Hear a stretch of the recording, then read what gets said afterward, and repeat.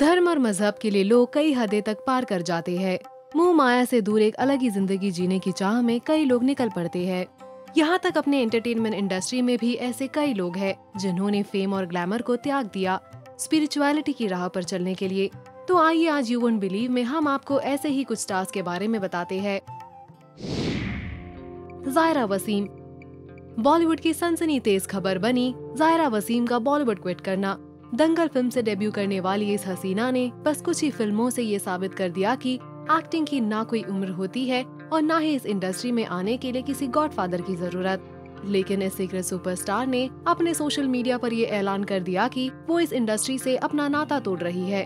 ज़ायरा का कहना है कि वो इस इंडस्ट्री में रहकर अपने धर्म पर ध्यान नहीं दे पा रही है और कि वो अल्लाह की राह पर चलने के लिए ये इंडस्ट्री छोड़ रही है। ज़ायरा के स्टेटमेंट ने कई सवाल खड़े किए थे। विनोद खन्ना 70s और 80s के दौर की one of the most handsome और टैलेंटेड एक्टर्स में से एक थे। उनका एक्टिंग करियर बहुत ही सही चल रहा था और वो करियर के टॉप पर थे, लेकिन इन्होंने एक्टिंग छोड़ स्पिरिचुअलिटी को अपनाने का फैसला लिया और ये अपनी फैमिली और करियर को छोड़ यूनाइटेड स्टेट्स चले गए ओशो का फॉलोवर बनने। वहाँ पर वो स्वामी विनोद भारती के नाम पर 5 साल तक रहे। बर्तन धोने और गार्डनिंग का काम करते थे विनोद खन्ना वहाँ पर, और इस वजह से विनोद की पहली बीवी गीतांजलि ने भी उनके साथ डिवोर्स ले लिया था। जब विनोद खन्ना लौट आए तब उन्हें पता चला इस बारे में, फिर उन्होंने दूसरी शादी कर ली। सोफिया हयात। एक मॉडल और बिग बॉस कंटेस्टेंट रह चुकी सोफिया हयात अब एक नन बन चुकी है। ग्लैमर और फेम को त्याग दिया सोफिया हयात ने स्पिरिचुअलिटी की मार्ग पर चलने के लिए। उन्होंने अपना नाम अब मदर सोफिया कर लिया है। सोफिया ने भी इंस्टाग्राम पर एक पोस्ट कर ये कहा, we are beautiful without makeup, hair colour, fashion, we are perfect as we are, I am sorry I give you the impression otherwise, I am changed, I love you all, गाया Sophia mother.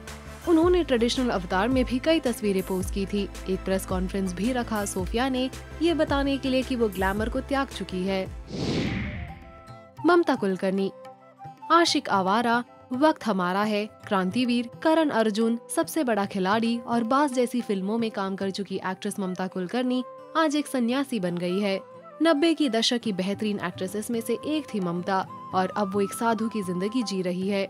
एक interview में उन्होंने बताया कि उन्होंने पिछले 12 सालों में ना मेकअप लगाया और ना ही वो कभी पार्लर गई। अन्नू अग्रवाल। एक सावली सी लड़की जो आई मुंबई अपने सपनों को पूरा करने। अपनी मेहनत से वो एक इंटरनेशनल मॉडल बन गई और फिर अपनी पहली फिल्म से वो बन गई घर घर में फेमस। हम बात कर रहे हैं अन्नू अग्रवाल की, जो आशिकी फिल्म से सबकी फेवरेट बनी।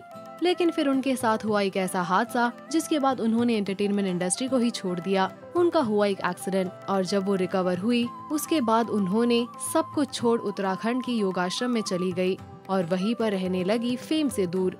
उन्होंने एक बार इंटरव्यू में कहा था, The renunciation dress code done away with and the head no longer bare. I have internalized sannyas, women's empowerment, which I had worked on all my life, has transcended to human empowerment.